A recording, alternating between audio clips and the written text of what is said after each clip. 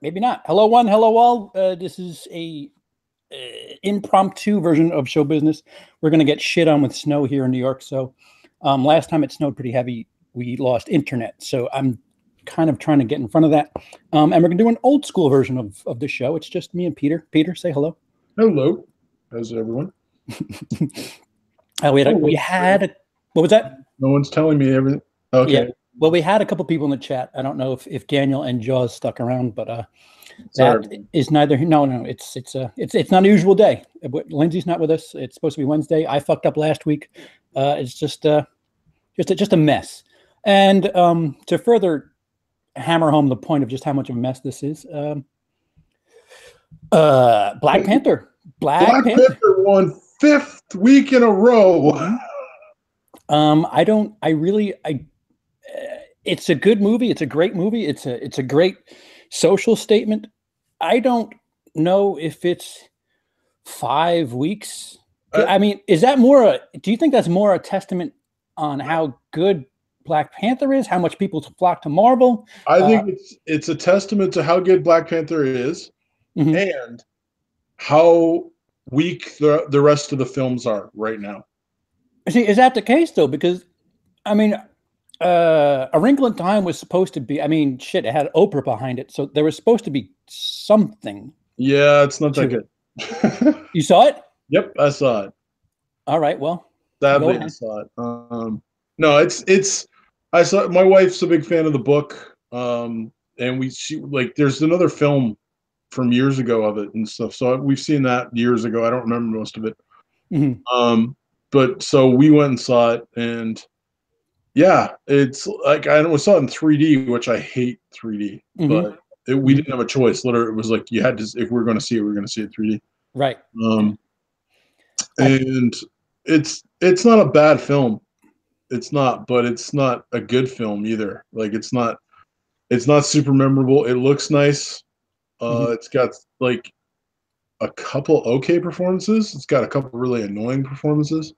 And it's got Oprah being like 3 stories high. Oh. Like for like half the thing, she's like literally like a giant. She's like as big as Ant-Man is. I'll tell you what like if I mean the Black Panther thing, that's one thing, but what really kind of shocked me was I Can Only Imagine. Yeah, coming in with 17 million. Hugely shocking. Don't underestimate the power of Christians' wallets. Apparently. And we're getting another one this week too, aren't we? What else coming out this week? Hold on. Paul, Apostle of Christ. Yeah, that's not going to do as well. Yeah, it's only on 1,400 screens too. But yeah. I was shocked. Like, listen, if you've watched this long enough, you probably know that I'm a Christian. I don't like a lot of Christian movies. Neither does Brian Lomax, who is also a Christian. Like both of us tend to dislike Christian movies because they're badly made movies. Right. This at least had some actors in it. Like Dennis Quaid is in I Can Only Imagine. Oh, okay. So it's like that. He's a real actor. Like he's done real movies. So I'm not sure who else is in. I know the main character, the guy who plays the main character, isn't like an actor that I've ever seen before. But like, it's based on a song that's a very big song in Christian circles, like sung in churches and stuff all the time. And it's all about how this guy wrote the song. And like it's about like his relationship with his father and all this kind of stuff. And like so. I'm glad they didn't get, from what I understand, the guy, like, they didn't do a Clint Eastwood 15-17 thing where they're like, we'll just get the guy who did it. Like, apparently got a real actor to play the guy. Well, I mean, like, it seems like a bit of a crutch, not a crutch, like a reverse crutch, I guess, because I would say Hacksaw Ridge is a really Hacksaw Ridge is a phenomenal faithful, right? I mean, right? Am I wrong to say that it's a bit heavy in the Christian theme or the faith-based theme? But it's also Hacksaw Ridge is also like a biography of it's a guy who was a Christian, but it's also a guy who did something, right?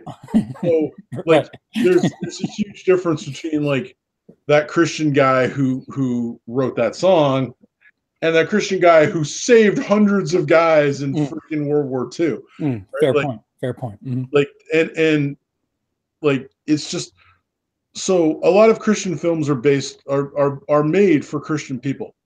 They're preaching to the choir, if you want to call it that. Like, literally, it's like, it's people will say, oh, we're trying to tell people about Jesus, but really they're not. They're making films that they can go to, that, like, you know, oh, Hollywood makes bad, like, I don't even know if you know, there's this thing called Pure Flix, which is like Netflix for Christians. And it's like, well, why can't you just watch Netflix? It's like, yeah, you don't have, there's tons of things on Netflix that are acceptable, that, like, if you don't want violence and stuff, there's tons of movies on Netflix that don't have language and violence and all that stuff. There's also those on Netflix that do. Well, there's a documentary about, I don't know if it's PureFlix, but it's a company that is similar to PureFlix, that they re-edit. Yeah, they re-edit stuff. Yeah, so you could watch Inglourious Basterds if you want, and they'll take all of the cursing and blood. Yeah. It's just like, what's left of that movie? Yeah, what's the point? Yeah, exactly. Yeah. So it's a little shocking. I was a little shocked when I was like, what do you mean Black Panther's 1 and I Can Only Imagine is number 3? Yeah, what is it? Love, Simon came in 5th. Yeah. Which is a little head turny, but you know. Yeah. But again, now, if it comes in 3 or 4 this week, that I'll be super shocked at. Yeah, so like, you want to know, like, there are movies that have been made by people who have faith that have made money. Passion of the Christ made a ton of money. I mean, it also has something to do with the timing too, right? Yeah. Because Passion came out during the Easter holiday, and these movies seem to be getting pumped out right along, right around that time. It's like Easter next week, so marketing, at least in that case, it's like, oh, it's, you know, Easter time, go see that Christian film. Yeah, you never see so many fish sandwich advertisements for the fast food joints as you do during Easter. It's pretty funny. So I mean, I guess you can say Tomb Raider, whatever, people weren't that hyped. I mean, it didn't, the trailers didn't do any service, if I'm being honest, because I went to see it Thursday night, and I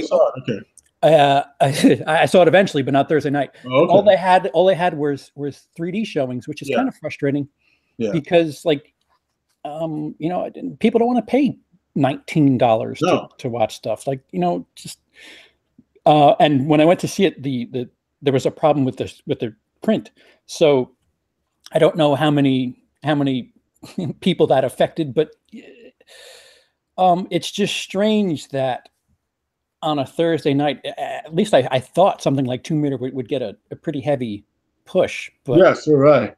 Like, I thought it would maybe make 35-40 million. Right. I mean, even that's you know, it's tame. I mean, what were we were talking about Wrinkle in Time making, which made in the mid-30s. Right. It made like 31 2 weeks ago. Yeah, but Black Panther still beat it. Right. So, like, by that logic, it was like, all right, well, Tomb Raider, you know, even if it does 30, it should be fine. And it didn't. Yeah. But this week, I mean, if you want to talk about, like, really shocking, if we're talking about grim. well, right. If we're talking about Black Panther being number 1 next week, there's something incredible happening, because you got Pacific Rim on 3,700 screens, Sherlock Gnomes, which, for whatever it's worth, it's a family movie, and if it's going on 3,600 screens, that means something's coming off of them. It's the 3rd movie, I think, of that franchise, the Gnome franchise. I'm not kidding. Like, is there a second one? Really? I think there's a second one. I'm pretty sure this is the 3rd one. Yeah, it's a stuffy week. You have Pacific Rim Uprising, which, I mean, I would assume would take first, but at this point, I don't even know. Sherlock Gnomes, Unsane, which I don't have a screen number on it, but it says it's wide. So Unsane, the Steven Soderbergh movie that was directed on an iPhone. Oh yeah. And then Midnight Sun's getting 2,000 plus. That's 4 wide releases. What about Isle of Dogs? Isn't that supposed to be out this week? Isle of Dogs is on 27 screens this Friday. Get out. 27. Get Out was last year, Peter. Jeez. Well, I just saw that. That's a whole thing. Wow. And then next week, no, excuse me. Yeah, next week. God's Not Dead, A Light in the Darkness. Yeah. I freaking awful. Uh-huh. Have you seen the trailer? I have not. Oh, wait, I might have seen something. Maybe not a guy's church burns down, and I don't know. And Ready Player One is Wednesday. Yeah. Oh, it's on Wednesday? Releasing? Yeah, the 28th. A week from tomorrow. Yeah, a week from tomorrow. Yeah. So, I mean, if something happens this week where Black Panther somehow, I mean, just by math alone, if you have 4 wide releases, Black Panther has to come off some of those screens, you would imagine. Yeah, you totally. I hope. Well, I mean, there's three releases that have at least 3,000 screens, and granted, Tomb Raider didn't knock anybody's socks off, but I would imagine it's gonna. It should be top 4, hopefully. Right. A Wrinkle in Time, you could probably kiss that goodbye. Yeah. So I guess So A Wrinkle in Time was out of the top 4, right? It was. A Wrinkle in Time was 4. It was 4. Okay. Mm-hmm. Wow. So Peter, without, I mean, the Guillermo del Toro is not directing Pacific Rim. Yeah. Based on what you've seen of it, do you think it'll it has to be? It's like it has if it. Okay, so assuming drop off, it went from like what 70 to 50 to 40 to 27. Yeah, it went from 35 to 27. 27. So be generous and say 25 this week. Yeah. Can Pacific Rim do 26? If Pacific Rim doesn't do 26, it's a sad estate in cinema. It's Do we have Rotten Tomatoes scores yet on that? I mean, Tomb Raider, it came out with 50, so I was like, uh-oh, that might scare some people. So it's funny because like it's interesting. Pacific Rim. My daughters absolutely love the first Pacific Rim. I love the first Pacific Rim movie. I think it's fantastic. As we sit at 65. Okay. 65, Unsane 79. But interestingly enough, neither one of them want to see the sequel. I'm with it. I mean, which the fact that it doesn't have any of the main characters from the first one. So, like, Idris Elba's gone because he died in the first one. Spoiler alert. Isn't that what John Boyega is going to be? Well, no, he's supposed to. I think he's his son. Yeah.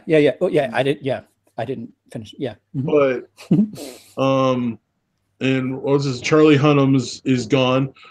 It was a film conflict. He was doing another film and he couldn't get out of it. He was already. What the fuck is he doing that he couldn't get out of it? I don't know, but he was doing something and they're like, oh, we're ready, and he's like, I'm already filming this, like literally right now, and they went, oh, okay, well, I guess you're not in the movie then, and he went, okay, sorry, I'd love to be in the movie, but I can't be, and so I don't know. Poor Charlie Hunnam, because he was supposed to do 50 Shades, right? Yeah. Although I'm glad he didn't. Well, I mean, the guy since Sons of Anarchy, he has just had this weird luck where he was supposed to be in 50 Shades, couldn't do it. I don't know if that had to do with Sons of Anarchy. King Arthur just fucking fell on its face. I liked King Arthur. Really? I'll be honest. I enjoyed it. Not a perfect movie, but I literally sat there and gone, no, that was entertaining. There's things I would change about it, in particular, some terrible CGI near the end where I think they were just like, okay, our budget's run out. This, and it's like, because it's like he gets the sword and all of a sudden like turns into a video game where he's like coming in and slicing guys and they're not moving, and he's going to the next guy and it's like, and I'm like, yeah, this looks like a 90s video game. It's like all of a sudden, and then it goes back to the normal film, and I'm just like, I think their budget ran out. But overall, I actually kind of liked the film, but I give it like 3 out of 5 just because I was entertained. That's what I give Tomb Raider. Tomb Raider is perfectly harmless. It's just that's what I thought about King Arthur. I'm like, people were like, it's terrible, and I watched it going, no, actually, I kind of liked it. I don't know. But then again, I just saw Assassin's Creed, and I kind of give it the same thing where I was literally like, that didn't bother me nearly as much as maybe it's because everyone told me how bad it was. I see. I love watching movies that everybody shits on, and you're like, Yeah, and then I watched it and I was like, that wasn't terrible. That wasn't like it wasn't great, but that was. I don't understand how it's that bad. Like I've seen lots of other like sure this didn't make sense. That didn't make dude, sense. that was The Mummy for me last year. Like I saw it so late, and everybody just shit on it. I'm like, all right, let's get this over with. And I had an all right time. I guess I was mentally prepared for a mess. I think that's the thing. Like if you're told the movie sucks, the movie is mediocre when you're told it's awful. It's like, well, that wasn't so bad. Yeah. It's strange how a word of mouth really kind of whether or not you want it to, it influences what you do. So, Daniel Hammond says that the new Pacific Rim looks like Transformers on steroids, which I kind of agree with. It kind of does, but then again, I'm not sure. Like it looks, it almost looks, and like one of my girls pointed out, it looks like because it looks like two of the robots are fighting each other at one point. So she's like, if they've like started fighting each other because they think the kaijus are gone and stuff like that's stupid. It's like so I don't know. I'm hoping I'm gonna get to see it for free. Wasn't it partially practical too, the first one? Part of it was, but that's Guillermo, like Guillermo's touch, right? Like Guillermo loves practical. So anything he can build and anything he can interact with on set, he'll take over CGI. And then like when that can't go, then he'll CGI it. So he's like Nolan in that respect. Nolan does the same thing. Nolan's like, we'll do CGI, but we'll sprinkle it on top of what we've actually built and used in house, and then it looks good. Everybody in the chat is listing a bunch of movies that they kind of thought were right. Warcraft. Jeff Lloyd says Warcraft. I thought it was fine. Yeah, I've never played the game at all, and I watched it and again was like, that was all right. You know, it's a step like we've talked. I think we were talking before. Like Duncan Jones, I feel terrible for because like he started out on like a cinematic, not I won't say masterpiece, but freaking phenomenal first act of Moon. And then like I think that's a phenomenal sci-fi film. And then went to Source Code. So I give Moon 5 out of 5. I give Source Code 4 out of 5 because I thought it was then there's Warcraft, which I gave 3 out of 5, and Mute I haven't seen yet, but everyone tells me it sucks. And I'm just like, what happened? It's like, then again, maybe I don't know. David Bowie died. Maybe he's been going through stuff because that's his dad. Jaws brought up the fact that Death Wish got shat on too, and that's another. So when I wasn't able to see Tomb Raider Thursday, I saw Death Wish and Gringo, and they're both. I mean, you want to talk about perfectly harmless. Both Death Wish and Gringo are movies that are like. See, it's funny. Death Wish, I probably would have been completely fine with. Yeah, it's a little gory. I love the original Death Wish. Like I love the original, and I'm like, just don't call it Death Wish, dude. Call it something else. Right. Because it's not a proper like. It's from what I've seen, it's an action film. It's gory. It's the only thing that it's like, oh yeah, Eli Roth. It's not an action film. It's like it's a revenge. It's a drama where a man is broken and decides to take a little bit of vigilante action and finds out, makes him feel a little bit better, and then he takes a little bit more. But he's never going after individual people. He's literally just walking in the park, waiting for someone to.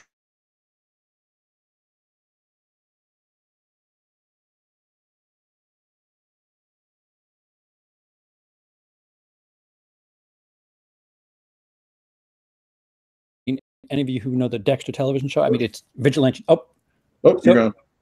I'm gone. No, you were gone. You were gone too. You were like, All right. So what I was telling everybody was that this Death Wish feels like the old Death Wish, Dexter, and then just throw in Eli Roth and his overt gore. Yeah.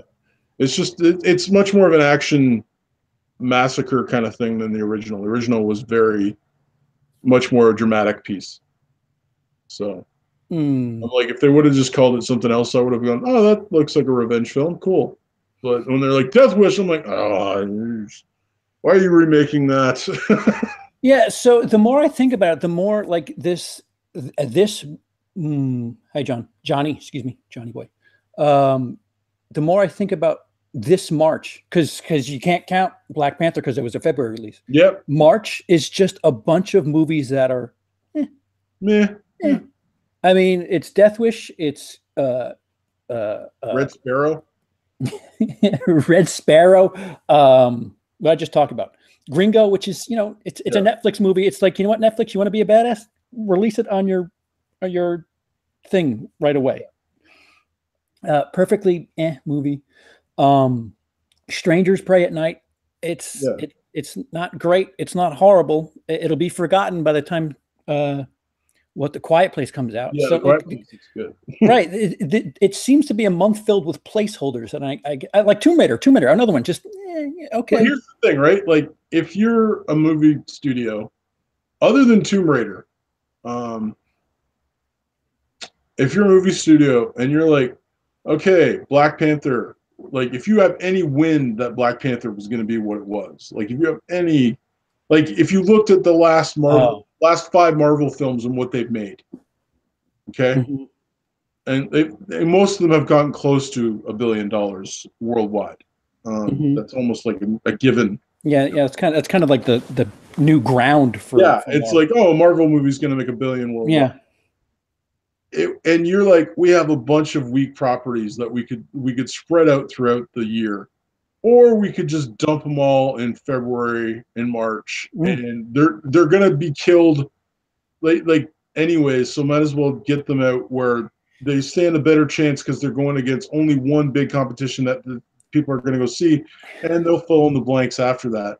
Because what do you want to go against Avengers? No, that's worse. To a point, I agree with that. To a point, I disagree. If you're going to release something rated R, then you know what, kids aren't going to be able to see it in July anyway. Yeah. But if you're releasing something like Tomb Raider and it's PG-13, push it back to August. What do you like? You see what's happening. What are you doing?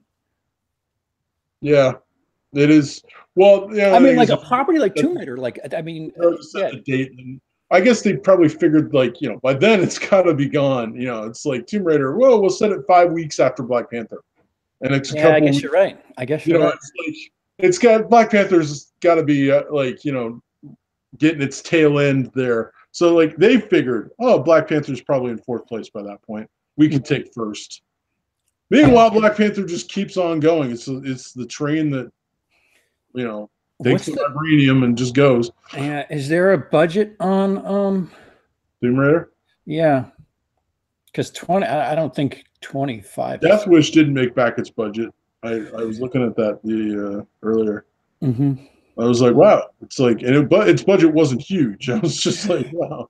Oh, Tomb Raider's budget's $94 million. $94 million. Or it's not going to do that. Because, I mean, not if it's making 25 its opening weekend. Dude, like, it needed to do everything by this time next week, because Ready Player One's just, whether you like Black Panther or not, that's when everything's going to go bye-bye. Yeah, because listen, if you haven't seen Black Panther by now, you don't need to see it that badly that you're going to be like, well, I'll skip that thing that looks really cool and brand new. And it's like, listen, you know, you're either going to go see it on a cheap night or whatever. But it's like, if you haven't seen it 5 weeks in, it's not on your high priority list to see, so you're going to skip it and go to something else. Dude, Tomb Raider is not making $70 million in a week. I'm sorry. No. Well, there's no chance. Like worldwide, I don't know. Like not in the 1 week, but give it like 3 or 4 weeks. It'll make back its budget worldwide. But yeah, they want it to make back its budget domestically, realistically. That's what you're hoping for.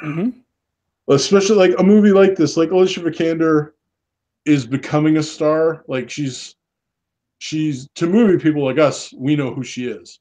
To someone like my father, he doesn't know who she is. You know, my dad would know who Scarlett Johansson is, but he doesn't know who Alicia Vikander is because she's not there yet. So let's touch on the small thing that was kind of news for a little bit about Tomb Raider that people were.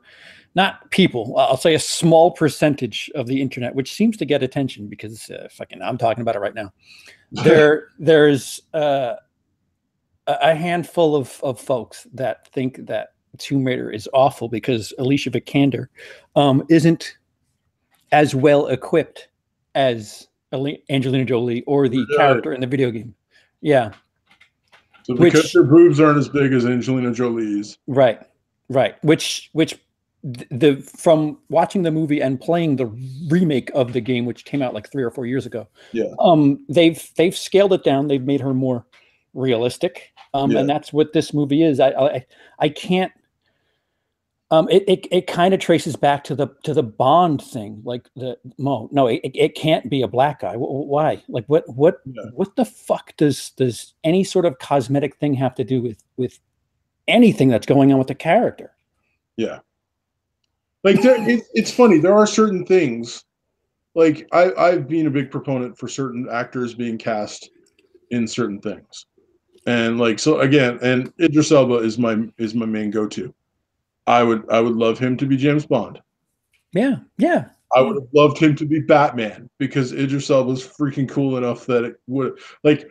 There's nothing that says Batman has to be white in the same sense that Black Panther has to be black, right? Like it's like it's like you can't have a white guy play Black Panther because he's the king of an African nation it's all black. I get, it's like that makes sense, but there's nothing particular white about Batman's culture. You know what I mean? Mm-hmm. There's nothing like cultural about his thing where it's like he has to be a white guy. He could be Asian. Right. He could be, it's like, and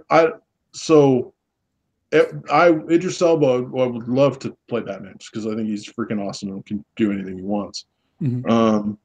But yeah, it's Alicia Vikander. I don't know. I think if the people who were going to spend money on it just to go because her boobs were bigger, would literally just go watch porn. It's another thing. Like if it were 50 Shades, if the breast somehow played into the story. Yeah. And I use that word very, very loosely. Yeah. It's not like it's not rated R. You're not going to see them. So I don't know what difference do you need to see them in a tight shirt juggling around? Like, is that what you need to pay $12 to see? If it like literally, like I can't. I have a hard time believing that being true because like in the age we live, if you want to see boobs, dude, I can't. Type boobs. Not even that. You could try to download something illegally and you're going to get boobs. Like, oh, you want a free movie? Here's boobs instead. What? Yeah. What? It's like, but all you got to do is put in BOB, and you can get thousands of pictures of that. You can get. There's lots of pornography. All you got to do is look. Mm-hmm. If that's what you want, like not even that, it'll find you. Trust me. I was going to go see that PG-13 movie, but because her boobs aren't as big as Angelina, it's like. If all you want is boobs, just like, I don't think you were paying, like, even if her boobs were bigger, it's a PG-13 film. You're not going to see nothing. It's like, so you weren't going to go see that anywaes. Doesn't matter if she had breasts the size of freaking water balloons. It's not I'll tell you something. To get sexualized about it for a second, the Texas Chainsaw Massacre remake. Yeah. I don't think there's nudity in that film, but Jessica Biel looks quite attractive in that movie. She's running around. Oh, yeah. Thanks, Jaws. Jaws just donated $1.99, and usually people put questions, Jaws, but thank you for saying we're awesome. What was I saying? Oh, Jessica Biel. Yeah, I think it's 98 or 98 and a half cents. All proceeds go to CP. Just unless you donate $1 million, then I'd like at least a little kickback. But if we're talking normal money, all proceeds go to CP. Just in case. No, I don't want to give money to that bearded guy. It's like I donate to CP. I get it. I don't want to give you any money. Jaws, you don't have to apologize. It's fine. It's very much appreciated. Yeah. What was I saying? Oh, Jessica Biel. So she's running around with a tight shirt on, and I know that he donated when we're talking about boobs. I'm just saying. Yeah. Maybe we should talk about this more. I don't know. So 50 Shades is still out there somewhere. We should probably keep talking about that. But yeah, it's. I went there to see a horror movie. I didn't expect nudity. I didn't get nudity, but it was a nice Yeah. surprise. It helped, it's when there's not very many actors that aren't easy on the eyes. So it's if you're going in thinking, all right, I need to see cleavage at all times, and what, why? Yeah, exactly.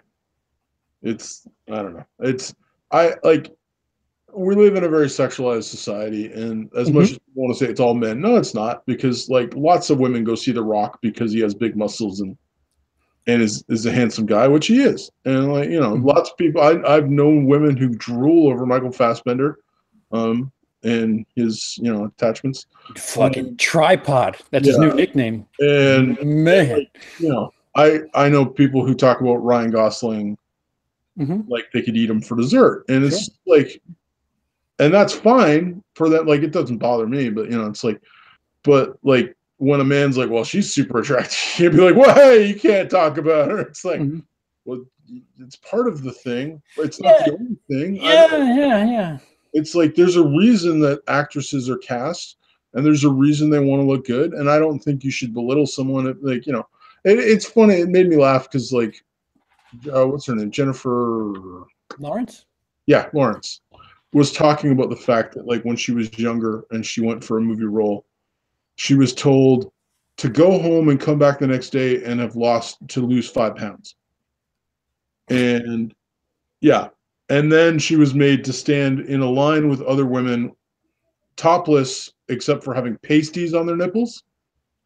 And they were evaluated by the producers. And the one guy got to her, and the woman's like, I don't know about this one. And the guy went, I don't know. I think she's pretty fuckable. And, like, and she was standing there going, I feel so terrible. And it's like that. I don't think that should be the case, right? Like, I don't think that should have to happen. Yeah. Yes, I agree wholeheartedly with what you're saying. But I guess part of it has something to do with like the role again, to go back to like, it's such a strange business where like looks have they have something to do with it. They have to. Right. Because you'd have way more actors that look like Steve Buscemi. Right. And and Melissa McCarthy would be getting, she's an ugly lady. Like, she's not, but she's not Scarlett Johansson. She's not getting the Angelina Jolie roles. So like there's something to it. Like to pretend that it's not optics is you're fooling yourself. But some of it is just it totally is. But that shouldn't be what it's like its only thing. But if Tomb Raider's box office is lower, like dramatically because of that, then that's sad. That's ridiculous. You can.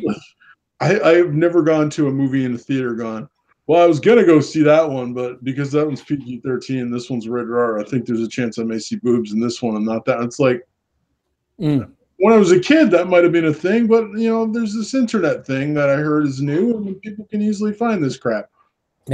Like, you want to see someone naked, go ahead, type it in, and you'll find it. And even if it's not real, you'll probably still enjoy it. It's it's like, Dino in the chat. What's up, Dino?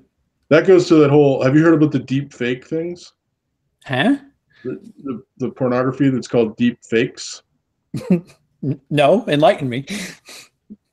Apparently, there's this software out there that if you have enough high-res images of somebody, you can plug those images into this app and plug a video of a woman, like, so you can pour porn into the app, and it will 3D image her face onto the girls so that it makes it look like that person.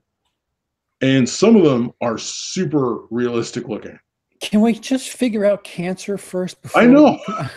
Like, so it's like, and so like, thing is though, so you could look at a video of Jennifer Lawrence having sex with a guy, and it's not Jennifer Lawrence, but it looks just like Jennifer's because it's Jennifer Lawrence's face, because she's easy to get lots of high-res images of, because sure. Tons of movies and tons of like magazine stuff and red carpet. Yeah, sure. Yeah, it's like, all you got to do is, I'll get 200 shots of her, and it will give you a literal composite of their face, and it maps it over the face of the thing, and it's just like, that's where we've come to. It's like, so it's like now, if you wanted that, you can even have that. Don't not go see a movie because you can't see that. But it's ridiculous, and it's ridiculous. I'm not endorsing it. I think it's like, it's terrible also because it can be used very awfully. Like, I wanted to see if this was real, and I typed it in, and Gal Gadot. Wow, I was like, and it clearly wasn't Gal Gadot, but it was Gal Gadot. And I'm like, that is Gal Gadot's face on a doing stuff that yeah. So no, it's crazy. So it's just, if that's the landscape, that's sad. But I don't think I'm hoping that's not the landscape. Well, like I said, it was a minority. It was enough. Yeah. A couple of people brought it up. I know Luke talked about it briefly. Luke from Razor Wire, Adele from All Credits. They talked about it very briefly, but it was just, if that's the case, why? It is like, I mean, it's like, I'm not going to go see her. I'm going to just watch the original because that has Angelina Jolie. It's like, yeah, it does, but you don't see anything in that one either. It's like, I watched that a little while ago with my daughters. I showed it to them for the first time. It's like, you don't see anything in that. You see a background thing of her, I think, at one point, but you don't like see anything. It's like, it's a shame because it's the closest thing that anybody. If people keep talking about Uncharted to, I don't know how much you know about games, Peter, but Uncharted's a really good, like, bootleggy Indiana Jones game. Yeah, I've seen footage of it and stuff. I've never played it. So Tomb Raider's a bit more serious in tone, but they're not starting on Uncharted anytime soon. This is the next best. Listen, there's no Indiana Jones anywhere in the near future. And many people have said it's the best video game movie, which isn't saying anything at all. But I would agree with that. It's the most coherent video game adaptation. Well, Mortal Kombat, the first one, is really good. And by really good, I mean for the wrong reasons. Yeah. 3 stars because I love it and have good memories of it. It's really good. But he does. But it's really fun. It's a shame. Tomb Raider it's fine. It's perfectly fine. It's entertaining from what you say. So people, if you want to be entertained and not care that Alicia Vikander has smaller boobs than whatever her name was, Angelina Jolie, then go watch the movie. If you do care about that, seek counseling. Or explore the internet. It's probably out there. There's lots of qualified counselors out there that could use some work. Yeah, you do not have to pay $12 to see cleavage. Or just do some Google searches and you'll be, out of your system, and then go see the movie and be like, I'm imagining her as that girl I looked at earlier. Okay, that'll work too. It's your imagination. It's like, in my mind, he's running around naked for the whole film. What's the most extravagant reason that you've gone to see a movie that had nothing to do with the story or an actor? What do you mean extravagant? Like, I mean, like, we're talking about people getting pissed off because her boobs aren't the right size. Like, I don't know. It was shot in your hometown, or I don't know, just explicitly because somebody gave it a shitty rating, or like, just nothing that had to, like, you didn't have interest in the story. It was side thing that made you want to see a movie. I'm trying to think. I don't know. We probably should have prepped that question. I was just thinking about it on the spot. I was super stoked about, what was it? Freaking just came out that was mostly shot in Toronto. Shape of Water. That was shot in Toronto? Really? That was shot in Toronto and Hamilton, which is an hour away from Toronto. Hamilton's like a steel town. That's like literally an hour away from Toronto. My in-laws live there. And it was mostly shot, like 90% of it was shot in Toronto and Hamilton. And so things like that, like I didn't go see it because of that, but it was nice. Like I occasionally would be like, it's like, I know that place, The Strain from Guillermo del Toro was shot all in Toronto, and I recognized a ton of the buildings. It was just like, and I've been in that building. It's like, I know where that is. It's like, Yeah, I can relate to that a bit. There's a film called The Poughkeepsie Tapes. That's a horror. That's there was a serial killer in Poughkeepsie, New York.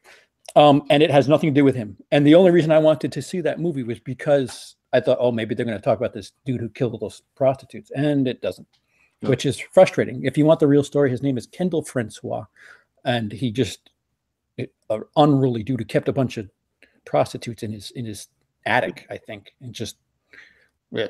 I know the movie. The Poughkeepsie Tapes is nothing like that. No. I know the movie that I saw just because I knew. Okay. There's a movie called 16 Blocks with Bruce Willis.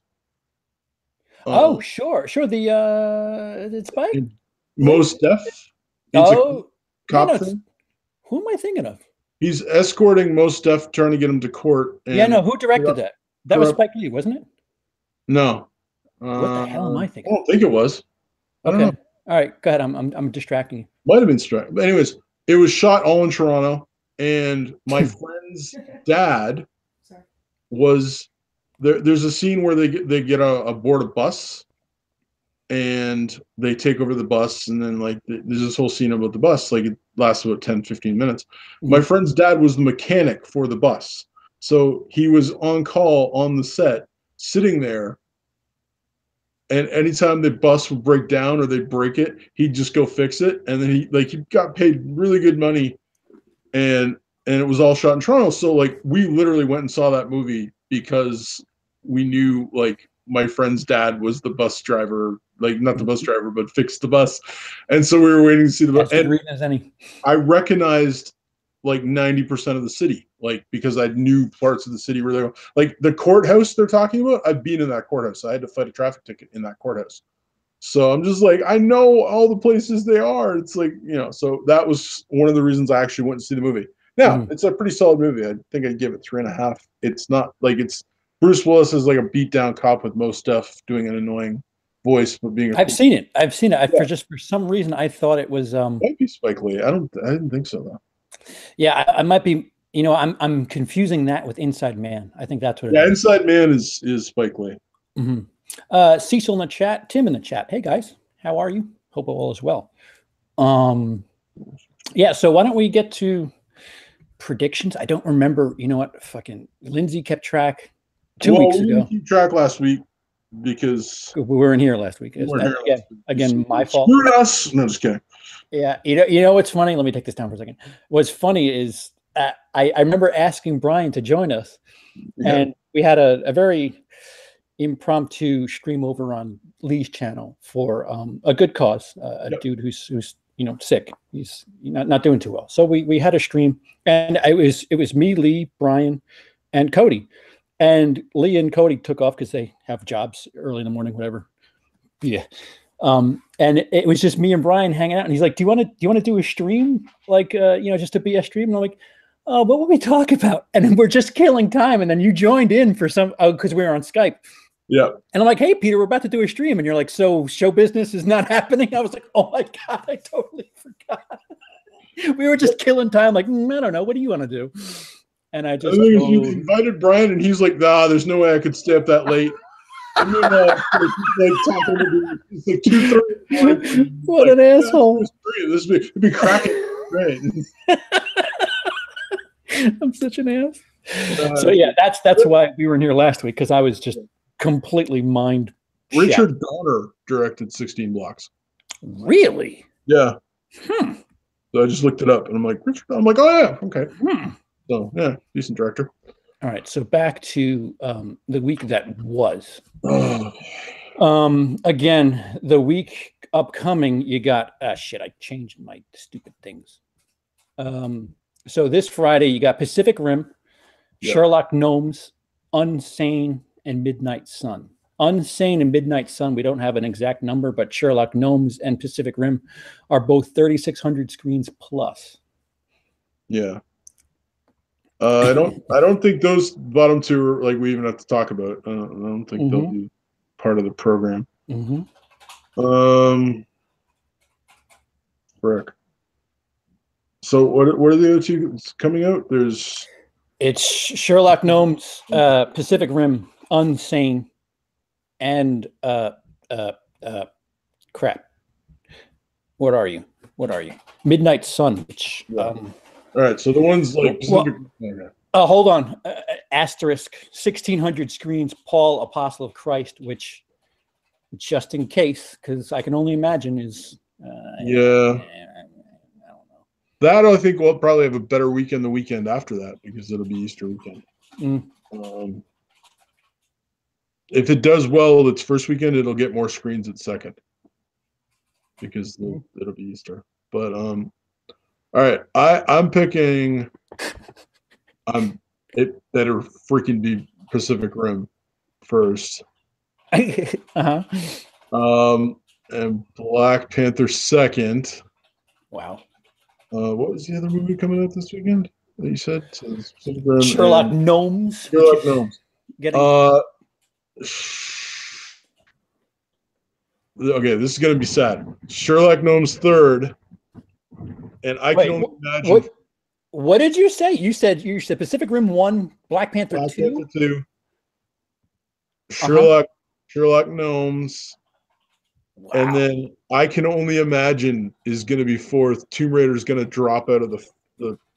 What? Because Tomb Raider's gotten bad word of mouth, and I can only imagine it's gotten good word of mouth in Christian circles. So there'll be a whole bunch of people who said, "You got to go see this movie. It's the best movie ever," because that's what Christians do. Like seriously, like you don't know how many people I've had arguments with. We're like, "But it's the best movie ever," and I'm like, "Listen, it's a fun, it's a nice family movie. I get it, and I like the message. The message, is good. It's not a really good movie though." And then you'd be like, "The acting's not the good." Yeah, but all the actors, they're not really actors. They're just volunteers. Like I'm like, exactly. That's why it's not a good movie. The director's not a good. Well, he's just first time directing. Exactly. That's why it's not the best movie. These people are running out to see Kirk Cameron in just about anything. So I don't know. So I'm going Pacific Rim, Black Panther, Sherlock Gnomes. I can only imagine. Whew. All right. So I'll have fun. I'm gonna say Pacific Rim. If Tomb it Raider. Doesn't. I'm giving dude. If we're here looking at Black Panther #1 again, we need to seriously start talking about just what kind of stamp this movie has. I mean, because I think they said no movie since Avatar has done this for this. This is the seventh movie to ever win 5 weeks in a row. Yeah, and it's modern day too, so it's just like, what the fuck is going on? Yeah, I'm gonna say Pacific Rim 1. Tomb Raider 2. Wow, okay. Black Panther 3. Sherlock Gnomes 4. Okay. So they're our first pick. All of the ones are different. Yeah. Dino says Pacific Rim 1, Sherlock Gnomes 2, Black Panther 3, Tomb Raider 4. That's probably the winner, Dino. That's probably the winner. Yeah.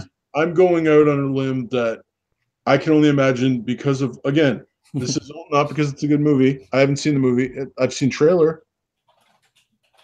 I think I'll end up seeing the movie because my wife wants to see it. Well, you have cannibalizing audiences there because you have Pacific Rim, Black Panther, and Sherlock Gnomes all sort of kind of vying for the same. I mean, you could take small kids to Black Panther. I even think you could probably you could take younger kids, but not super small ones. But you could take, like, the small kids are all going to be going to Nomeo or whatever, Sherlock Gnomes or whatever. Romeo and Juliet. That's right. That's what that shit is. Yeah, that's where this is from. Oh my god. Whatever. The sequel, or I think it said this is the second one, but I think there was a direct to DVD one that took place after the first one, so this is technically the third movie. And Annihilation can't get a wide audience, I see. Yeah, I know. Sure it can on Netflix. Yeah. Very wide audience. I've seen a lot of good feedback on Netflix. Everybody that's watching it in their house in the UK is loving it. So it's just like, what a great movie. Mm-hmm. It didn't get a release. Cody, who's got his Friday the 13th 6 review rendering now.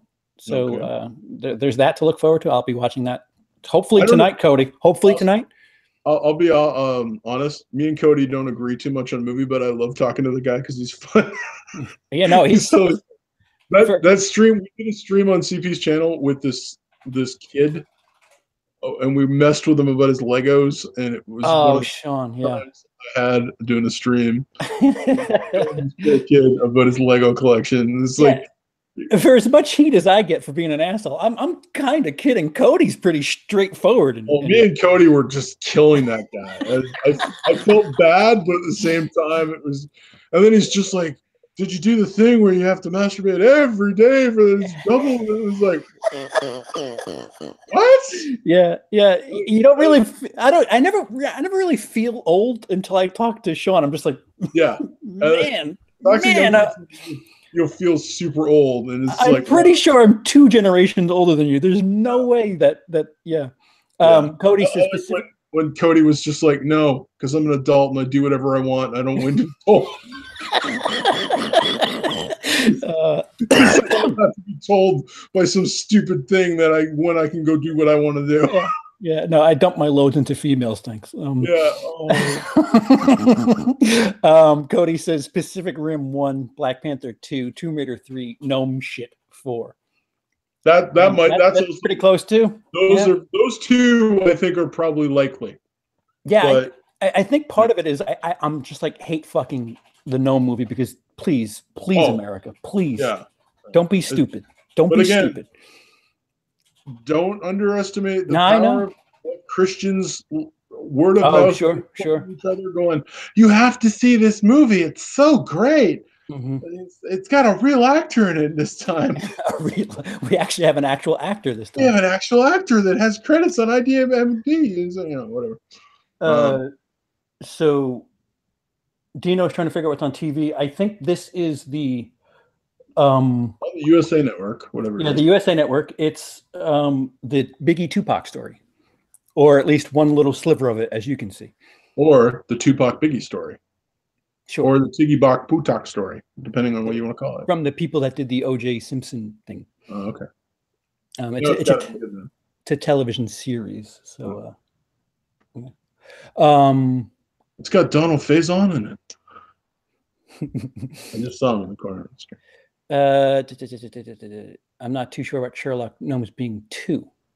Who put Sherlock at 2? I think that was Dino who said that, right? Yeah. I can't remember. I can barely remember what I picked. Yeah. This is an interesting week because, like I said, it's not whatever wins this weekend isn't long for this world because we have Ready Player One on Wednesday. One's gonna knock it out next week. Yeah, yeah. Especially if it's gotten good word of mouth already, but once people really not just festival people go get to see it, like real people. They pushed up the embargo too, where people are starting to be allowed to put out reviews and shit. So that's confidence. Yeah, because when they're not, they're like, no one talk about it until it's been out, and then you can talk about it. Yeah. Death Wish didn't have any reviews until Thursday night. I think it was just like, oh, really? Ice Cream Truck, they're still saying, please don't talk about it. Yep. That's fun. I still haven't seen that movie, but I'll keep on hitting it. It's free. It's free. I know it's on my Amazon thing to watch, mm-hmm. But I have about 600 other movies that I would imagine that at least 400 of them are well worth your time otherwise. At least 400. Yeah. But please go build your own opinion. Independent filmmaker. I can't say anything else about that movie. Use that term loosely? Yeah, no. I'm curious to see what comes next. That's what I'll say. Yeah. If you want the full dramatic info, by all means, check out Emily's review, my review, Lee's review. If you gotta watch Lee's review, my review, and Lee's, Emily's, then mine. Baby Driver before you watch. Oh my God.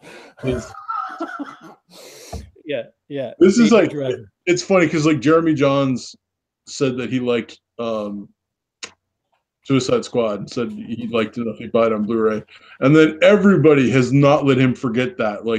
since everyone came out and said they didn't like it, and Mm-hmm. and they're like, whenever he gives anything where it's like, listen, I like it, it's a good time, no, I'll go great. They go, but Suicide Squad is. It's just like, frick, I wish I never would have said I liked that on some level, because apparently no one's ever gonna forget it.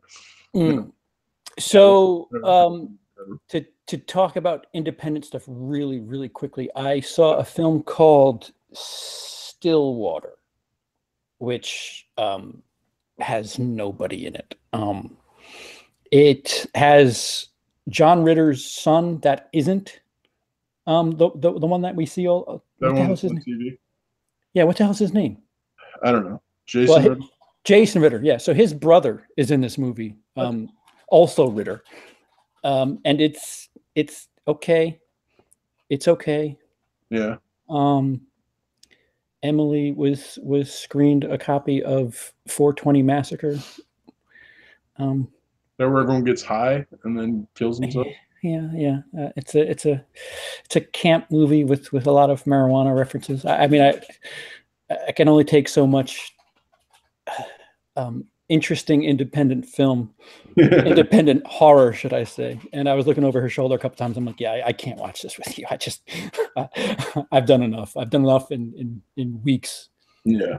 And there's also a film called Dogged, which I think is free. I think it's free.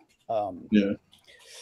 That was released in the UK on a shoestring budget. See, like what really gets me fired up is when these filmmakers do stuff with no money, and they make stuff that looks way better than I insert movie here that was produced for $20 million. It's just like, guys, yeah, it's but it's way better looking, and I guarantee there's way more effort. Yeah. Heck yeah. Still waiting for Quiet Place. Quiet Place is late April, isn't it?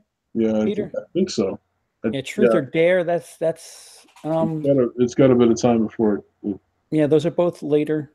Cody says still waiting for Lee to give the Cult of Chucky the famous second viewing.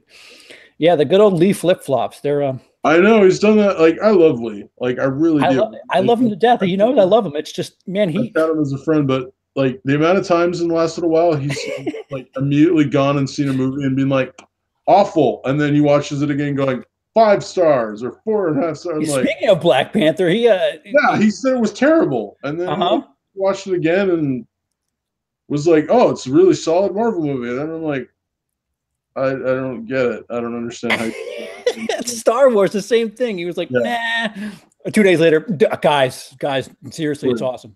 Yeah, I don't understand. What the hell has changed? I generally, if I'm not sure how to feel about a movie, I generally wait, like, to talk about it with someone until I can, like, so it's like I just saw Get Out. Now I know I'm way behind the times, but I literally just saw it the other day, and we were like, generally when we finish movies, we talk amongst ourselves and my family. Like, oh, what do you give? What do you give? And I literally was like, I got to think about it, because I'm like, it's a good movie and it asks a lot of questions, and I got to think about those questions before I can really give it a score. And like, I'm like, I think I give it this, and then I'm like, but I might go higher, I might go lower, depending on what. Sure. But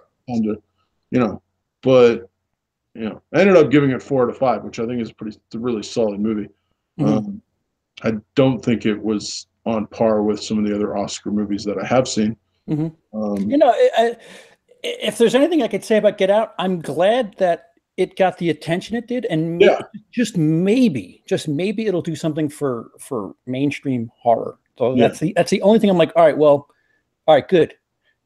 Now go produce some, I don't know, stop gambling on shit like Rings and fucking Bye Man, and just you could have a thoughtful.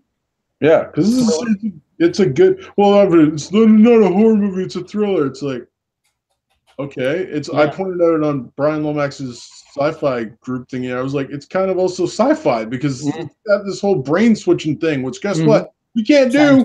That makes science fiction. So it's like, it's got thriller, it's got horror, it's got sci-fi, it's got like a ton of things. I'm like, and that's fine. It could be all of those things.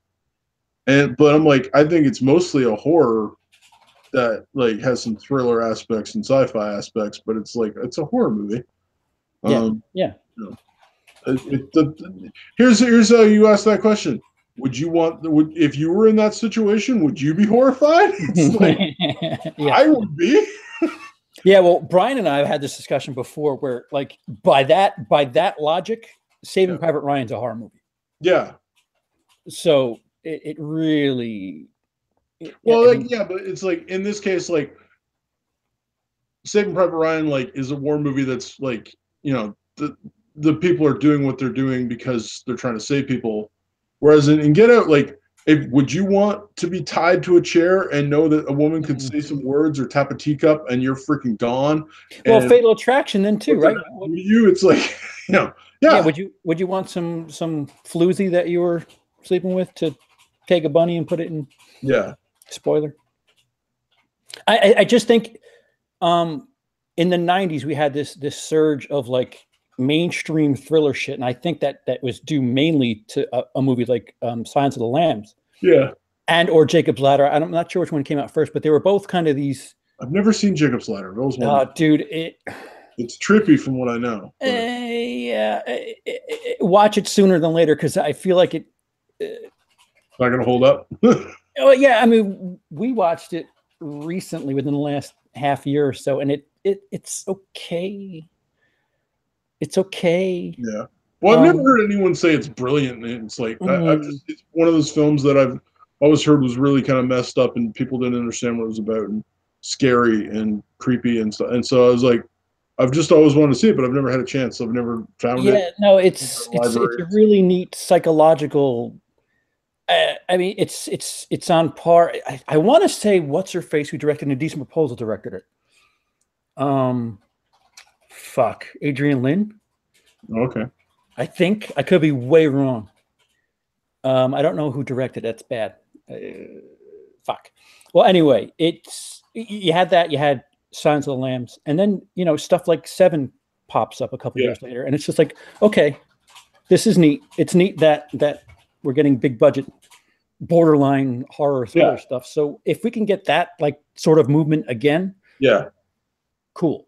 Yeah, I'd be thrilled with that. Like that genre, like it can be thriller, it can be horror, it can be both. It can be again and Get Out. There's some sci-fi thrown in there. It's like it's not the main thing, but it's definitely like it's part of it because like it has to be because we can't do the things that it's purporting to do. So right, because at this rate, it's going to be Marvel, Star Wars. Yeah, Marvel, Star Wars, and it's just back and forth. Because Fox is Marvel now too, so it's just like Marvel, DC, Star Wars.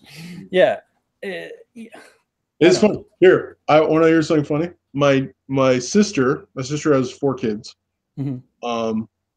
They're like one's like 19, and then there's like a 16-year-old, 14-year-old, and like an 8-year-old. And they went to watch Wonder Woman. And my niece, who's 14, went, I'm not watching that. I'm a Marvel girl. And they're like, listen, watch the movie you'll like. And she's like, I'm a Marvel girl. I don't watch that DC thing. And I'm like, this is a girl who's never read a comic in her life. And she's like, Marvel. And they made her watch it. And she came away going, Wonder Woman's great. I love Wonder Woman.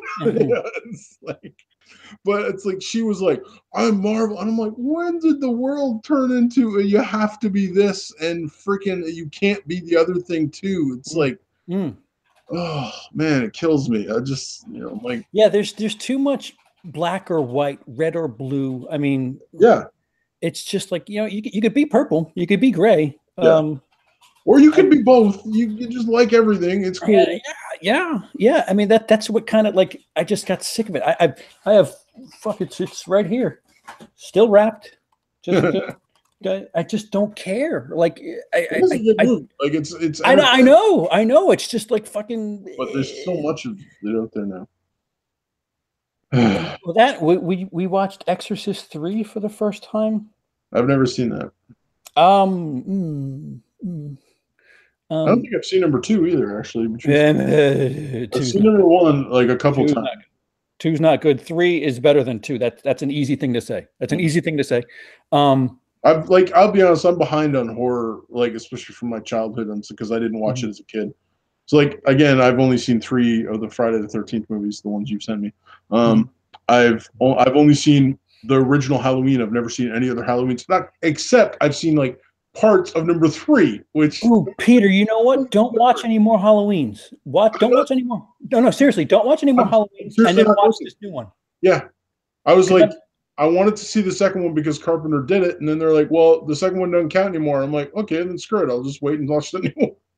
Right. Like, because, like, yeah, I heard in the second one, spoiler alert, apparently she's his sister and stuff, and I'm like, how? I don't understand how that, like, I haven't seen the movie, so I don't know, but I've just, like, I was never into that when I was younger. I didn't get into horror until I was a bit older, and so, like, I have a backlog of horror movies that I haven't seen. That were, most people who are into horror watched those for years and seen them when they were growing up, but I didn't see them. So, yeah, I find that like Emily seems to review stuff that's a bit. I mean, for comedic effect, she reviews stuff that's a little less. What's the word I'm looking for? Mainstream. 5-star. And yeah, there's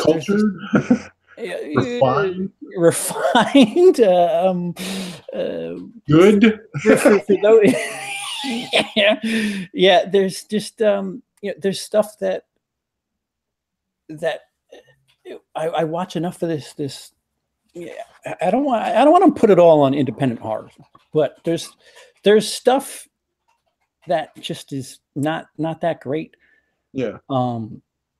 And it's a shame because there's a lot of really good horror movies that should be watched, and I don't know I don't know what my point is. They get left by the wayside because there's so much junk out there. Yeah, and I try to I mean, there's 2 or 3 lines that I co-wrote for the Exorcist 3 review that she's doing, that it's we're in the same house. It's hard not to experience the same things. Like I was watching Last Jedi, and she was just, how is that happening? I'm like, you can't. You're being spoiled because you haven't seen 6, 7, 8. So this doesn't make sense to you. Yeah. Like it's She looks over my shoulder. I look over her shoulder, and some of the stuff just I don't know. Yeah. The cream needs to rise, and it's hard to. The cream did, and it went to Netflix in Europe.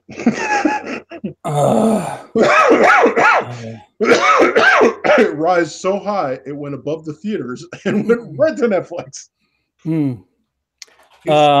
He's smart for people. You got to Netflix that crap. See, so last year at this time, you had stuff like Split and Get Out, which are horror, thriller, whatever the fuck you want to call them, and they were rather dominant. Yeah. For this time last year, there's nothing like that right now. No. It's because Marvel now has been like, listen, we have so many characters, so we can then just spread it out throughout the year. So, dude, like, how is Black Panther that good as a movie? No. Is it part of the social thing? Is that what you think? It's part of the social thing. And that's it. Here's the thing: as a white guy, I'm not like, people would be like, "You can't even say that," but I'm a white guy, and I like the movie a lot. I think it's good. Part of the reason it's made so much money is because Black people are happy that there's a Black superhero. I'm fine with that. That doesn't bother me a bit. Yeah, that's part of the reason it's made so much money. Sure. And like, if you don't acknowledge that, I think you're just like, it's not acknowledging the elephant in the room. It's like, is it as good as its box office? No. It's the same thing. Was Titanic as good a movie, or was it 13-year-old girls seeing Leonardo DiCaprio for 17 times? That's what it was. That's why it made so much money. And that's because I try to, like, it's making money that's making it like top 3 Marvel. Yeah. I mean, you consider the fact that it's February too. What was that? It's not in my top 3 Marvel. Like, Marvel's made better movies. I would put Winter Soldier above this. I'd put Avengers above this. I'd put Guardians of the Galaxy above this. The first one, not the second one. But yeah, those are all movies that I think are better than Black Panther. Because another, I keep going back to this, and it was 2 years, if not two, maybe 3 years ago, when Deadpool came out. It came out in February, Yeah, and it fucking beat people upside the head. Like, holy shit! It's rated R. It's a comic book movie, and it's doing quite well. It didn't come close to what's going on right now. No, no. Maybe partially because it was rated R. It's partially a cultural thing. Mm-hmm. Like I've talked to some friends of mine that are black, and they're thrilled that Black Panther is there, and so am I. But it's like I've only seen it once. There's a bunch of people going to see it multiple times for those same reasons. Do well-made movies get bland? Well, okay. Well-made, predictable, safe movies get bland. So that's it. I would say that about most Marvel stuff. Marvel movies have gotten bland to me because they have a formula. Right. Stick to that formula. And like there are certain things that change a little bit within the formula that they're allowed to change within the formula. So it's like the formula has this episode, like this block has to happen, this block has to happen. In this block, there's like 20 different things that could happen. Mm-hmm. Pick one. In this block, there's 20 things. Pick one. Doesn't matter which one you pick, just matters that we want this to happen in the first act, this to happen in the second act, this to happen in the third act, and that's our formula. And if you follow that formula, we'll make $1 billion per film. Right. And generally that's what they're doing. And then when you get guys like Edgar Wright who are like, yeah, but this is my formula, and my formula doesn't take into account anything in your formula. I just want to make this film, and I have a really good idea. And they went, well, we like your idea, and it actually does fit this part of the formula, but not this part. Yeah. And this changed, so this, and then they went, no, we're going to sever ties with that. Marvel has found a formula for making fun, well-made, safe movies. And they're going to keep milking it until people finally go, well, okay, I'm bored. And like, but people, how many Law and Order episodes have there been, right? I'll be honest. The number one, you know what the number one show on TV is? No. NCIS. Now, I watch NCIS. I'll say it. I do. I've watched it for years. Sure. It's the same episode every week. Law and Order, same thing. Person dead. There's a little bit difference, and you grow with the character. Like you see the characters grow. You don't grow with the characters, but you see the characters grow. So like a guy who was struggling now as a girlfriend, then later he gets married, and then they have kids and stuff. So they make this part, but it's the same freaking setup every week. Yeah, see, I would say that's what Marvel movies are. It's comfortable, and people are like, but eventually NCIS is going to get canceled. Eventually, it can't go on forever.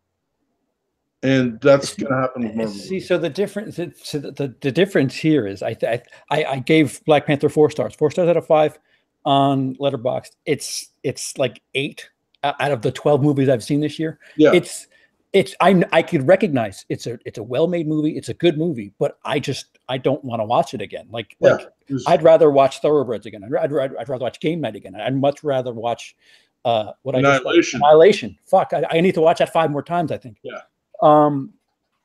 So it's the difference, the niche that I think Marvel's found. It's like, okay, so maybe 13-year-old white kid is tired of Iron Man, but at least we have 13-year-old black kid who's now watching this. Yep. So it's not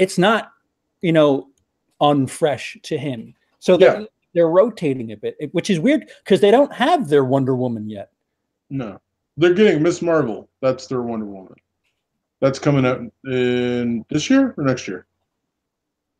I'm not sure. Miss Marvel, is that It's what's her name? Brie Larson. Brie Larson. Oh yeah. So there's images of her. Yeah. She's their Wonder Woman. She's their. And they're gonna make it work. They're just gonna make it work because.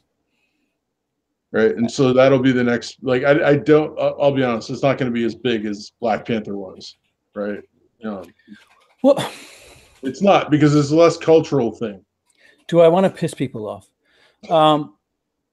This female movement needs to figure out how balls deep it wants to get, because it seems strange that that there's this female empowerment thing going on in Hollywood.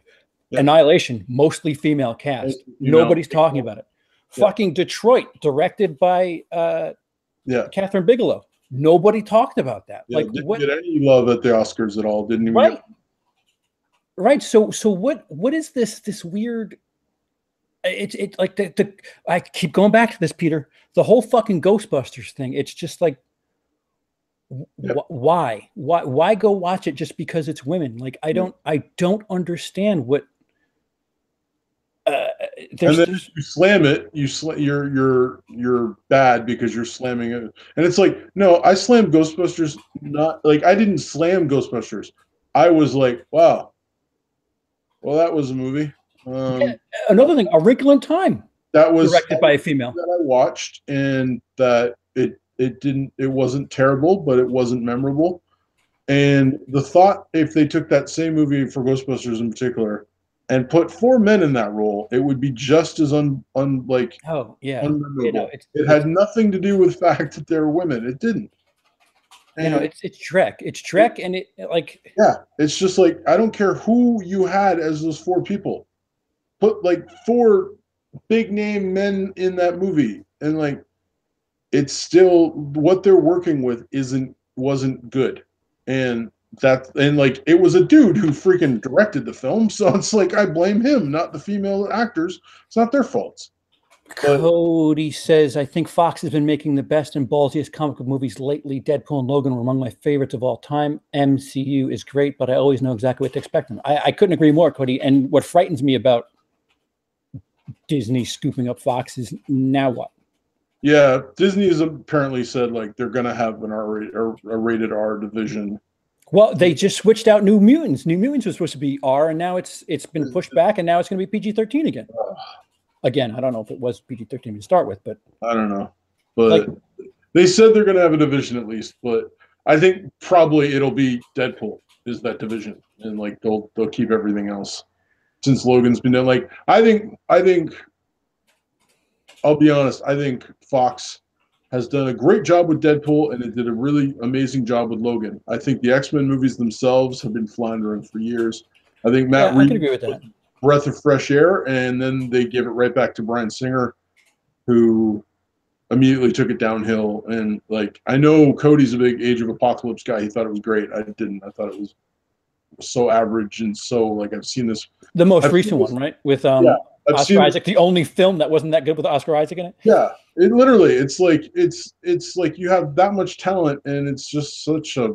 Well, dude, Jennifer Lawrence has been sleepwalking through those movies. She was, but that's not her. She was the least of the thing. Again, it's like you have Oscar Isaac. They didn't give him any chance. Like they buried him under makeup that wasn't good, and then give his character nothing to do. Everything was about Magneto again, and then like Magneto ends up killing thousands upon thousands of people, and he just walks away at the end as a friend again. And it's like, there's so much. I was just disappointed that I was just like, it's become very predictable. And I love what they did with Logan. I love what they did with Deadpool, and I love what they're apparently doing with Deadpool too. It looks and those were budgets that weren't too not bloated. No, Deadpool's budget was like $40 million, and the guys who did it were special effects guys, so they knew what they were. Well, plus they had like the opening scene is basically what they presented for Fox. Yeah, so they were very similar. They were like, oh, we already got a previs, so we'll just change a few things and stuff. So I don't know. It's one of those things where I think Fox is. I like the chances they've taken. Their mainstream X-Men stuff has become boring. Their Fantastic Four stuff is just never hit. Yeah, it's never been good. And I think like they did good with those 2 movies, and everything else is being like varying degrees of possibly great, but then going downhill. Logan was incredible. I mean, Logan was freaking great. It's like it's easily. I think it's my number 6 from last year. It would be really neat to see Marvel, stop being so safe, stop being so. But they're not going to, because they're just. It's too. I can't blame them. If you were like, listen, you're not going to take any risks, but you're going to make $1 billion on this. Yeah, but You might make more, but there's a good chance you're going to make less, and you might piss some people off, and stuff. And we don't, it's like, it's not. It's not only the $1 billion too. They're selling T-shirts, toys. They got the Lucas strategy guide, and they're totally going with that. So, which I mean, they're gonna keep making the same movies the way I keep crossing my fingers and saying, who's going to be the $500 million disaster? Like, the interesting thing with Marvel, that like the most interesting thing is they can't, like, once this storyline is done, right? Infinity War thing? Yeah, once this whole thing is done, like, it's been 10 years in the making, and it is impressive when you freaking think that this. Oh yeah, no, it's the opposite of what filmmaking should be. You shouldn't be able to plan so far in advance, and they've been planned that far in advance. Like, they did, but they didn't. It was the comic book writer that went, "Hey, we can like play off of this. If we get this movie, we can go down the line and stuff, and like do the chess master thing where you're working 10 moves ahead." But like, if any of those, if Iron Man hadn't worked, none of this would have worked. And then if like Hulk hadn't been okay, and then Captain America and Thor and all this stuff, like Avengers never would have happened, right? But it's like, I think the whole thing is like, Robert Downey Jr. is not going to be Iron Man forever. Chris Evans is not going to be, like, the whole thing is like, is this the film where Chris Evans' character gets killed? Is where Captain America gets killed? Because he's expressed that he doesn't want to be Captain America much longer. He's kind of already done his time, and he's like, yeah, I'd like to move on to other stuff. And so it's like, that cast isn't going to be that cast for much longer. So do you just start from like scratch and go brand new MCU? Like, everything that, like, this was the MCU. This is MCU 0.2, 2.0.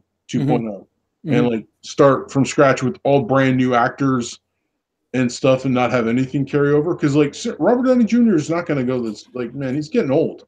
And like, I love him, but he's getting old. And it's like, the rest of the cast are going to want to move on. So you can't just keep on like, we'll kill this one and then we'll, like, it's like, Marvel's not that, like, their roster's deep, but not that deep. So they'll want Iron Man back. They'll want Captain America back. They'll want all these things back. So I don't know. It's the next 5 years is interesting, because I don't think a lot of the actors that are working for them right now will be playing those same characters 5 years from now. Oh, well, excuse me. The Infinity War thing, like, people are supposed to die in that, right? Like, that's a big. They better. If no one dies in Infinity War, it's like, well, that the biggest, baddest guy in the universe is coming and no one died. So it's just like, okay, that no stakes, I guess. The minor character died, like, it's like Rhodey died again. Oh, okay. That's part of it too, where it's just like, you know what?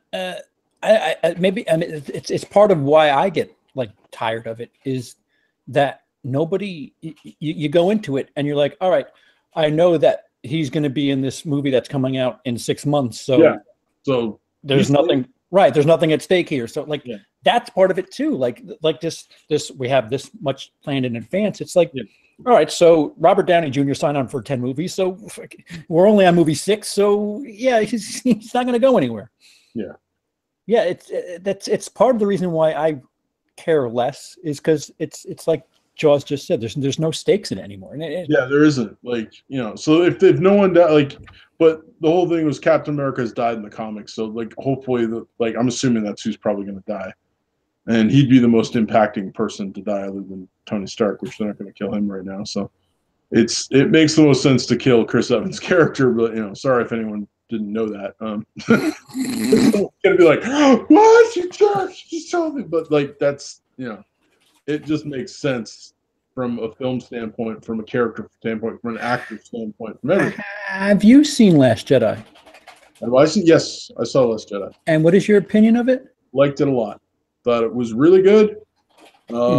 Liked everything except the Finn Rose stuff. Okay. I would have loved. I don't know if I told you. My quick thing was, take the whole going to the other planet thing out. And instead of having Benicio del Toro be a guy they meet in a prison cell by accident, have him be a rebel on the ship does the exact same thing, and have them betray him, like, because he's just like, I don't want to die, and we're clearly dead. So it's like, just have him be a rebel. They're like, when they're like, we need someone to get on that ship, have Rose go, I know a guy, he's in engineering, and we go walk over to engineering, and you meet Benicio del Toro's character. That is pretty smart, yeah. And everything he does is identical when they get on the ship, and he's just like, yeah, sorry, I don't want to die, and like, I wanted the rebellion or the whatever, but I was like, and that cuts out half an hour from the film. It cuts out part of their storyline. It cuts out the war profiteering stuff, which I didn't bother me, but I'm sure a few people were like, "Oh, it's some people, sure." It's like, and it just it trims it up, and it makes a heck of a lot more sense. Yeah, no,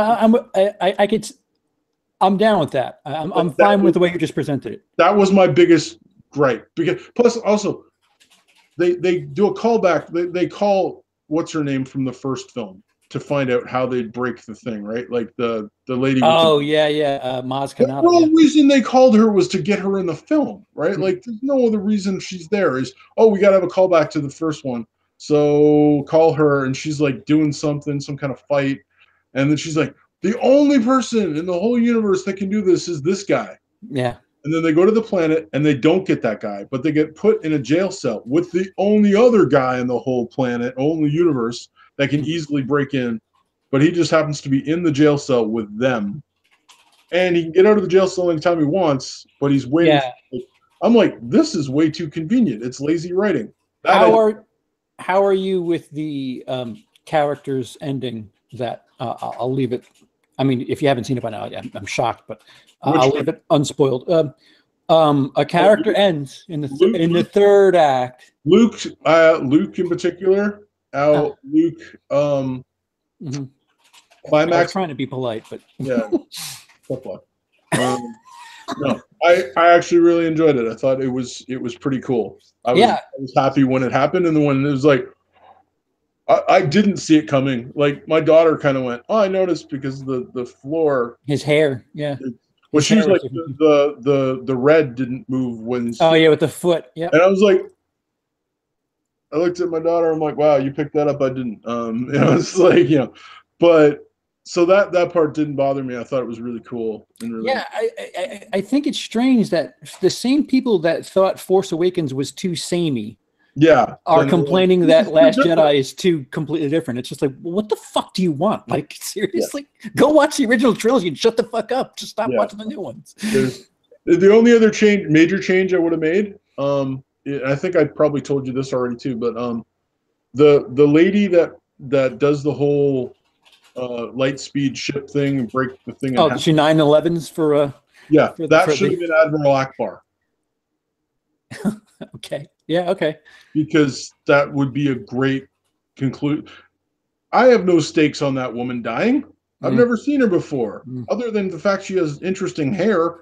It doesn't make a difference that she died. So give me they kill Admiral Akbar with like having him sucked out of the ship when Kylo's thing, when like Leia does her whole Mary Poppins thing back into the ship. It's like, if he'd not been in that room and he took over being in charge, because he's the highest ranking guy, him going, I'm like, listen, I'm doing this. I'm going to, I'm taking one for the team. It would have been a fitting end to that character. Instead, that guy gets sucked out of the thing, and we get a new character who's prettier, who I have no vested interest in. So it didn't matter a lick when she died to me. I would have put him in that place. But again, I don't know. But other than that, like, I think it's a really freaking solid movie. It's a beautiful looking movie. It's the nicest looking movie. Oh yeah, there's one other complaint. I really wanted Chewbacca when those things were freaking on him, the porgs, because he was going to eat one. I wanted him to go and just look at the thing. Yeah. But he didn't. He's like, just leave me alone.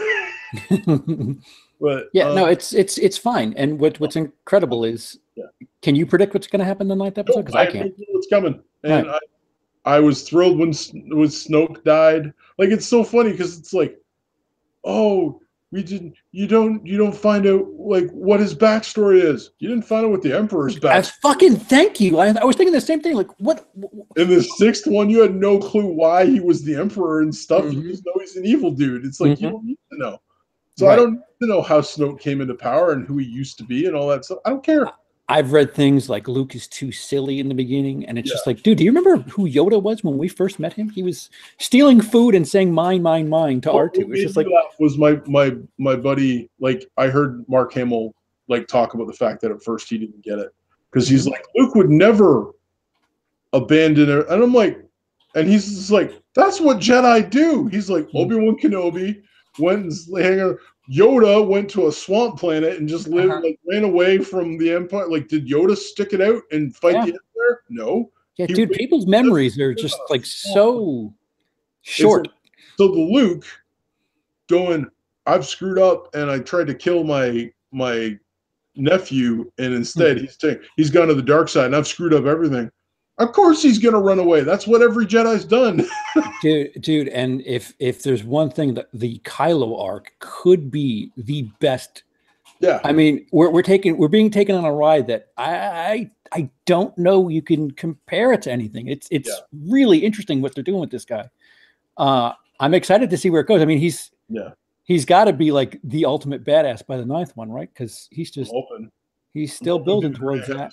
I'm hoping they don't end up together.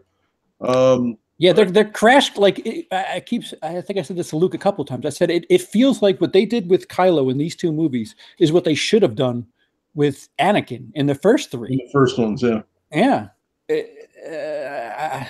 I don't. I'm excited. I'm excited. I'm more interested in where they're going with that than I am with where Marvel's going. Where Solo's going. That looks. It doesn't look interesting. Like, and I love Han Solo, but I just and I think we talked about it. The fact that, like, this guy doesn't feel like Han Solo, but the fact that Donald Glover just went like this. Yeah. Like, holy crap! It's Lando Calrissian. Yeah. He didn't say anything, and everyone's like, "No, that's Lando." And it's like, meanwhile, this guy talks, and everyone's like, "Doesn't feel like Han Solo," and it's just like, that says something. I don't know. I think they picked maybe the wrong guy. I don't know. But I don't think it was necessary. I don't think any of the, like, I think Rogue One it was a really good movie. I think it could have been better in parts, but it was really good. And I think it was really cool the way they tied it in with A New Hope, with like the lightsaber thing with Vader, Kipling, and stuff. I thought that was really cool. But a lot of these prequel things, I don't know. Like, I get it. You paid $4 billion. They've already made back that money. Yeah, they're fine now. Literally in films and toys, they've already made. Like, I watched the thing about Star Wars toys, and Star Wars, they're like, Star Wars has made, I think they said 14 billion. Oh my God. Worldwide. Star Wars toys have made double that. Jeez. So it's like, oh yeah, it's like you've made a lot from the films. Either that it was 7 billion, but it was like some massive figure, but the toys have made double that. So it's like, it's awesome that, your movies made a lot of money, but your toys are making more. And that's going to continue. So I don't know. Yeah. I want this generation's Back to the Future. I really do. Yeah, so do I. I was hoping it was going to be Ready Player One, but I don't know. Even that's kind of resting on It's resting on a bunch of other shit. It's not original. No. Peter, what you? One of the things I heard was, like, the best part of Ready Player One is going to be getting all the references. The worst part is going to be listening to everyone go, "Oh, I get it," for 2 hours. Like, people in the theater are just going to be talking to each other, going, "Did you see that? Did you see that?" And it's true. And I'm like, it's totally going to be like that. It's going to be Easter egg heaven. Yeah. Did you see that? That was so and so from this video game, and like, oh, that is that. That's. Did you see the sticker on his book? That's from so and so. It's like, it's going to be freaking. Like, I feel bad for the guys who do Easter egg, like, videos on YouTube, because the whole movie is one big freaking Easter egg for, like, references for everything. And like, and then they're going to be like, and now we're going to break it down on how it's different from the book. And I'm like, good luck with that, because it looks way different. So Peter, do you have any plans on watching anything? You said you might see Pacific Rim if I'm your hoping work. I'm going to see it. Well, it's funny. My daughters didn't want to see it, so we were. I was thinking we were going to go see Isle of Dogs this weekend. Apparently not. 20. I mean, if you might have to drive for it, but it's on 27 screens. Maybe Toronto has one of them, but maybe Toronto is like a cinema hub. It's, sure. It'll get a wider release. Yeah, when I want to go see that. I for work on Fridays when new movies come out, I sometimes get to go see them as part of my work. Which, if you don't know, I work with people with disabilities at a day program, and in case anyone's watching, they have more than disabilities. They're good people. But it's the whole thing. This is don't label people. It's like, but that's anyways. Yeah, it's so we occasionally get to go see movies with people, and last year I got to see like, I don't know, 13, 14 films. So I'm thinking this, like, we're already kind of planning that this Friday we're going to go try and see Pacific Rim in the morning. So fingers crossed. I'm looking forward to seeing it, hopefully. And since my daughters don't want to see it, it's like, oh, I save money and I don't have to pay. And right. Yeah. Other than that, I'm not going to see Nomeo, Shakespeare, or whatever. Or no. All right. No. Sherlock Gnomes. That's it. That's it. Yeah. I'm not going to go see that. Yeah. No. I think we have a screen that's showing Unsane Thursday night, so Emily and I might go check that out. I don't know if Pacific Rim. I don't know. Like I said, hopefully we'll see it, but if I don't see it there, I don't know. I doubt I'll be able to get to see it in theaters. Yeah. Do you have Thoroughbreds up near you? No. Yeah. Nowhere. It's playing like one or two screens. If it ain't out now, forget it, because you got 4 big ones this week, and then fucking Ready Player One will wash it all away. Yeah, and it's not like it's done. It's not had a lot of word of mouth. No, it's not. It's not like. It's not like Game Night that actually impressed people. But like certain movies, like Green Room, got a lot of word of mouth and stuff. So it was like it got more screens as it was going for a while. It's not like that. Like no one's meant. Like, I only say because it's Anton Yelchin in both, but like that got a fair bit of traction, whereas in Thoroughbreds hasn't gotten much buzz. I saw the trailer for it. It looked interesting. So. Yeah, no, it's listen, it's one of those movies that you'll appreciate a hell of a lot more in your house. Yeah, there's a lot of those movies where I'm like, thank God I didn't watch this in the theater, because I could pause and get up and pee, and just a sad state of affairs.